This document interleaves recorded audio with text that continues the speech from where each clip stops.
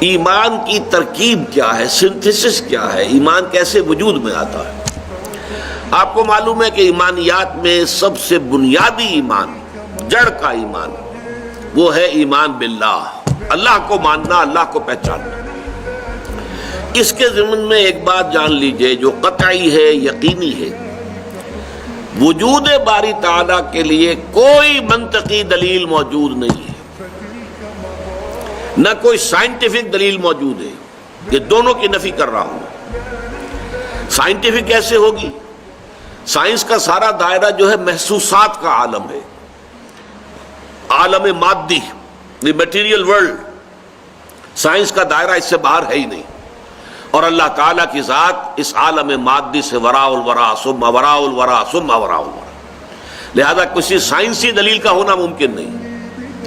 اسی طریقے سے منطق بھی در حقیقت مبنی ہے ہمارے مشاہدات کے اوپر۔ نطق، ہماری بات چیت، ہماری گفتگو، اسی کا نام منطق ہے، اور ہمارے سارے تصورات جو ہیں وہ ہمارے مشاہدات پر مبنی ہوتے ہیں۔ تو منطق کی بھی رسائی نہیں ہے، وہاں تک اللہ تک پہنچنا ممکن نہیں ہے۔ یہ میں پہلے بھی ایک موقع پر آپ سے عرض کر چکا ہوں، آج کیٹیگوریکلی اس کو بیان کر رہا ہوں کہ فلسفہ اگر وہ واقعتاً صحیح فلسفہ ہے، پیور فلسفی، جس میں عقل سے اور منطق سے بات ہو رہی ہو، اس کا لازمی نتیجہ کیا ہے؟ دو میں سے ایک جگہ انسان پہنچے گا، یا ایگنوسٹسزم، یہ کچھ معلوم نہیں، کوئی حقیقت معلوم نہیں، ہم حقیقت جان ہی نہیں سکتے۔ ایگنوسٹسزم، لا ادریت، لا ادری، میں نہیں جانتا، ہم نہیں جانتے، کچھ نہیں جانتے، کہ کس نقشد و نقشاید بحکمت معمارا، کہ یہ جو کائنات کی گتھی، یہ الجھی ہوئی ڈور ہے، اس کو نہ کوئی کھول سکا ہے نہ کھول سکے گا دلیل کے ذریعے سے اور منطق کے ذریعے سے، کہ کس نقشد و نقشاید بحکمت معمارا۔ تو یہ یا تو ہوگا ایگنوسٹسزم، لا ادریت، یا اسکیپٹسزم، ارتیابیت، شکوک و شبہات، بس یہاں تک کہ وہ شبہ اس میں بھی ہو جائے گا کہ ہم بھی ہیں یا نہیں، نہ ابتدا کی خبر ہے نہ انتہا معلوم، رہا یہ وہم کہ ہم ہیں، سو یہ بھی کیا معلوم، we can't say it surely کہ ہم ہیں، ہمارا وجود ہے۔ یہ بھی ہو سکتا ہے سراب ہو، دھوکہ ہو۔ تو جو عقل خالص ہے، عقل خالص، اس کا لفظ بعد میں بھی آئے گا، یہ اس لیے کہ پیور ریزن کا لفظ استعمال کیا کانٹ نے، ایک کریٹیک آف پیور ریزن۔ عقل خالص جو ہے وہ درماندہ ہے اس معاملے کے اندر کہ وہ اللہ تک نہیں پہنچ سکتی۔ وہ جو اقبال نے کہا ہے کہ گزر جا عقل سے آگے کہ یہ نور چراغ راہ ہے، منزل نہیں ہے، یہ منزل تک نہیں پہنچا سکتی، کچھ پوائنٹ تو کرتی ہے کہ ادھر کچھ، ادھر ہے کچھ ہے ادھر، لیکن عقل منزل تک نہیں پہنچتی۔ یہ عقل جو ہے، عقل گو آستان سے دور نہیں، اس کی قسمت میں پر حضور نہیں، یہ وہاں تک پہنچتی نہیں ہے، پہنچ نہیں سکتی ہے۔ تو عقل خالص جو ہے، پیور فلسفی، میں نے عرض کیا، یا وہ لا ادریت کو جنم دیتی ہے، اور یا وہ ارتیابیت کو جنم دیتی ہے، یا اسکیپٹسزم یا ایگنوسٹسزم۔ اللہ تعالیٰ کے وجود کے لیے ارسطو کے زمانے سے، ارسطو جو ہے حضرت عیسیٰ سے بھی کئی سو برس پہلے کی شخصیت ہے، منطق دنیا میں جو مانی جا رہی ہے وہ ارسطو سے شروع ہوتی ہے، جو مغربی منطق ہے۔ اگرچہ انڈیا میں منطق اس سے بھی پہلے موجود تھی اور بہت زیادہ ڈیولپ تھی، ہندوستان کی منطق، لیکن چونکہ بعد میں تو اب یہ جو دور ہمارا ہے، اس میں تو ہر چیز جو ہے وہ مغرب کی ہے، اس کی چھاپ پڑی ہوئی ہے، مغرب کا روب ہے، فلسفہ ہے تو مغرب کا، سائنس ہے تو مغرب کی۔ تو مغرب کا جو فلسفہ ہے اس میں منطق کا آغاز ہوا ہے ارسطو سے۔ ارسطو کے زمانے سے اللہ تعالیٰ کے وجود کے ثبوت کے لیے 3 دلیلیں پیش کی جاتی رہی۔ علامہ اقبال نے اس کا ذکر کیا ہے کہ کانٹ نے، ایمینوئل کانٹ جو ہے وہ جدید فلسفہ میں بہت اہم مقام کا حامل ہے، ایک لینڈ مارک ہے۔ اس نے ان 3 دلیلوں کو کاٹ کر رکھ دیا کہ ان میں سے کوئی دلیل بھی منطق کی ترازو میں پوری نہیں اترتی، بلکہ منطق کو کاٹتی ہے۔ ان الحدید بالحدید یفلح، لوہا لوہے کو کاٹتا ہے، اسی طرح منطق کو کاٹ دیتی ہے۔ تو یہ دلائل کیا تھے؟ دلیل انی، اذعانی طور پر، افی اللہ شک فاطر السماوات والارض، کیا اللہ کے بارے میں بھی کوئی شک ہو سکتا ہے جو آسمان اور زمین کا خالق ہے؟ اب یہ ایک ذرا زور تو ہے، خطیبانہ انداز ہے، پر زوردار انداز کے اندر دلیل کہاں ہے؟ اس میں دلیل تو نہیں ہے، منطقی طور پہ کوئی دلیل نہیں. اس کو آنٹولوجیکل دلیل کہتے ہیں، دلیل انی، دلیل لمی، کہ ہر چیز کے اندر کوئی حکمت ہے. اس کائنات کی جس شے پر غور کرو گے اس میں کوئی نہ کوئی پرپس ہے، پرپس فلنس، یہ اصول ہے اس تخلیق کا. اور ظاہر بات ہے کہ پرپس فل ہونا بتاتا ہے کہ پیچھے کوئی ذہن ہے جو کار فرما ہے، جس نے کہ کسی ارادے کے تحت اور کسی حکمت کے تحت اس کائنات کو تخلیق کیا ہے. یہ جو ہے ٹیلیولوجیکل آرگومنٹ کہلاتا ہے. پھر کاسمولوجیکل آرگومنٹ وہ ہے جو ہمارے عام جو واعظین ہیں وہ بھی استعمال کرتے ہیں. ہمیشہ جب بات ہوگی مساجد میں، کیسے ممکن ہے کائنات ہو اور اس کا پیدا کرنے والا نہ ہو؟ یہ کیسے ہو سکتا ہے کہ جہاز چل رہا ہو اور جو ہے اس کا آپ کہیں کہ کوئی بنانے والا ہے ہی نہیں، خود بخود بن گیا ہے؟ یہ کیسے ہو سکتا ہے؟ تو عام آدمی کو یہ دلیل جو ہے یہ کافی اپیل کرتی ہے کہ یقیناً یہ خلق جو ہے خالق کے وجود پر دلالت کرنے والی شے ہے. لیکن آپ دیکھیں گے تو یہ خطرناک دلیل جو ہے اگلا قدم یہ بڑھاتی ہے عقل، کہ اچھا اگر بغیر کسی کے پیدا کیے کوئی شے پیدا نہیں ہو سکتی، مان لیا ہم نے، تو اللہ کو کس نے پیدا کیا یہ بتاؤ؟ پھر اللہ بھی بغیر پیدا کیے کرنے والے کے پیدا نہیں ہونا چاہیے. تو دلیل نے دلیل کو کاٹ دیا. یا تو اس کو بھی مانو، اگر تو دلیل کو اگر اس کو تسلیم کرتے ہو کہ کوئی ہستی کوئی شے بغیر کسی صانع کے، کسی پیدا کرنے والے کے، کسی خالق کے پیدا نہیں ہو سکتی، تو اللہ تعالیٰ کیسے پیدا ہو گیا جس کو تم مانتے ہو کہ اس کا پیدا کرنے والا کوئی نہیں؟ دلیل آ کر یہاں کٹ گئی. بہرحال کانٹ نے ان تینوں کے بارے میں کہا، اگرچہ دو دلیلیں پھر بعد میں اور بھی دی گئی ہیں اللہ تعالیٰ کی ہستی پر. ایک ہسٹوریکل، کہ تاریخ میں ہمیشہ سے ہر معاشرے میں یہ مانا گیا ہے کہ کوئی پیدا کرنے والا ہے. لیکن اگر اس دلیل کو مانے تو پھر تاریخ میں ہر معاشرے میں شرک بھی موجود رہا ہے. جس قدر تسلسل شرک کو رہا ہے کہ ایک پیدا کرنے والے کو مان کر اس کے ساتھ نائبین، اس کے ساتھ جو ہے اس کے لاڈلے، اس کے منہ چڑھے، جن کی سفارش کو وہ روک نہیں سکے گا، یہ سارے تصورات بھی رہے کہ نہیں رہے؟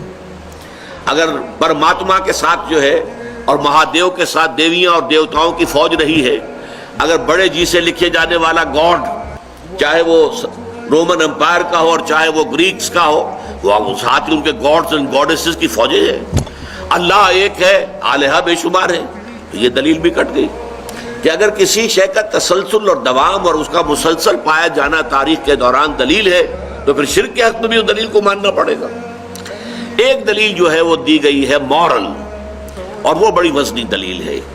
اور لیکن یہ کہ قرآن مجید نے اس دلیل کو وجود باری تعالیٰ کے لیے استعمال نہیں کیا ہے، بلکہ اسے آخرت کے لیے، معاد کے لیے، جزا و سزا کے لیے استعمال کیا. وہ ابھی آج ہم پڑھ لیں گے انشاءاللہ تعالیٰ. تو یہ سمجھ لیجئے کہ جب اللہ تعالیٰ کی ہستی کا کوئی ثبوت ہمیں منطقی دلیل سے نہیں ملتا ہے، تو پھر اللہ تعالیٰ کی کو ماننے کی بنیاد کیا ہے؟ دیکھیے اس کا تعلق ہے کلیتاً انسان کی فطرت کی بدیہیات. بدیہ کہتے ہیں ایسی چیز جو از خود روشن ہو، واضح ہو، جس کو کسی دلیل کی حاجت نہ ہو. جیسے کہتے ہیں کہ آفتاب آمد، دلیل آفتاب. اسی طریقے سے کوئی شے جو بالکل روشن ہے، از خود واضح ہے. فطرت کے اندر کوئی شے ہے. اقبال نے کانٹ کی بات مانی ہے. کاسمولوجیکل، ٹیلیولوجیکل، آنٹولوجیکل جتنے آرگومنٹس تھے، کانٹ نے سب کا صفایا کر دیا کہ یہ خود منطق کے پیمانے پر پورے نہیں اترتی دلیلیں. اس کے بعد یہ بھی میں آپ کو بتاتا چلوں کہ پورے یورپ کے اندر اس وقت تک یورپ میں مذہبیت کا بڑا زور تھا. تو ایک بڑی یعنی لہر پیدا ہوئی کہ یہ کیا کیا اس نے، تو مذہب کی بنیاد ہٹا دی، ہلا دی ہے، ختم کر دی ہے. اب یہ بھی ہو سکتا ہے کہ معاشرے کے دباؤ کی وجہ سے، جیسے ہم دیکھتے ہیں علامہ اقبال نے جب شکوہ نظم لکھی تو بڑا ایک طوفان مچ گیا کہ یہ ایسی گستاخی اللہ تعالیٰ کی جناب میں، اور اس طرح کا انداز، اور یہ باتیں کرنا اس طرح اللہ کے ساتھ. جب شکوہ، پھر علامہ نے جواب شکوہ لکھا، تو پھر یہ کہ لوگوں کے سامنے واضح ہوا کہ یہ در حقیقت ایک پیغام دینے کا ذریعہ تھا. ہو سکتا ہے کانٹ کا معاملہ بھی یہی ہو، لیکن اس نے پہلی کتاب لکھی critique of pure reason, pure reason, عقل خالص، جو میں نے ابھی لفظ استعمال کیا تھا، اور ثابت کر دیا کہ عقل خالص کے ذریعے سے خدا کو ماننے کے لیے کوئی بنیاد موجود نہیں ہے. کوئی دلیل نہیں، ساری دلیلیں کاٹ کر توڑ پھوڑ کر رکھ دی۔ لیکن پھر کچھ عرصے کے بعد اس نے کتاب لکھی کرٹیک اور پریکٹیکل ریزن۔ ایک دلیل عملی ہے، انسان کا عمل درست نہیں رہ سکتا جب تک کہ وہ خدا کو نہ مانے، لہذا خدا کو ماننا ہماری ضرورت ہے۔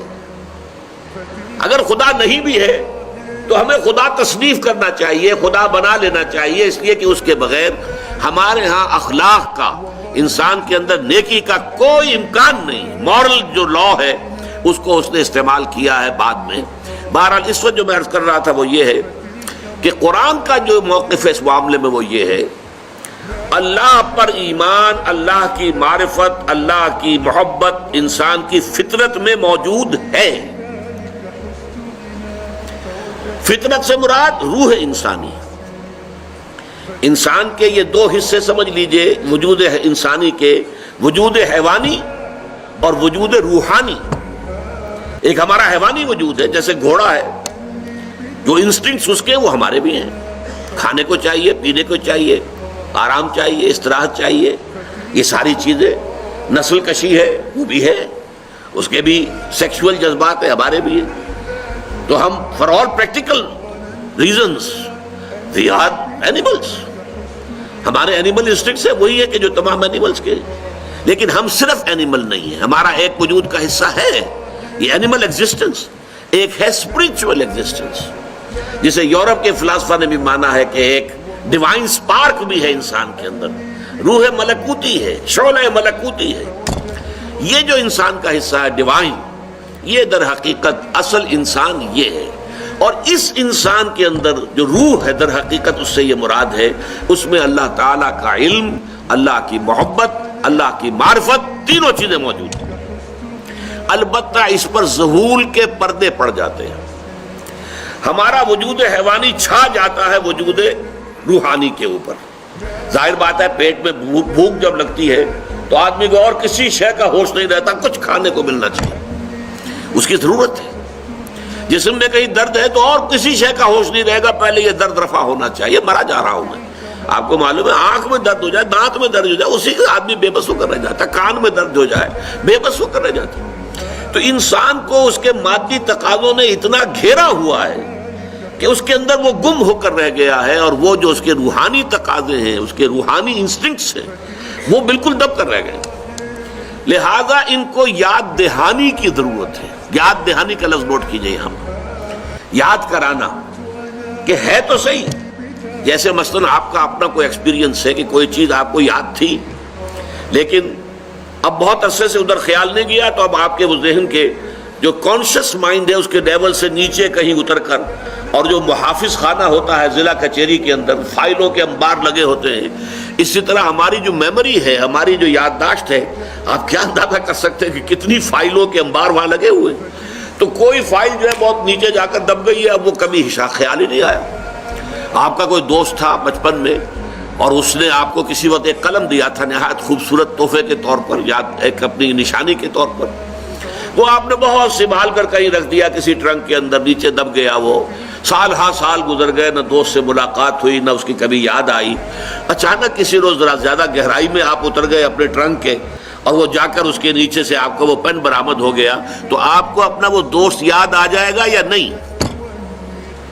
یہ جو دوست کا یاد آ جانا ہے، اس کا مطلب کیا ہے؟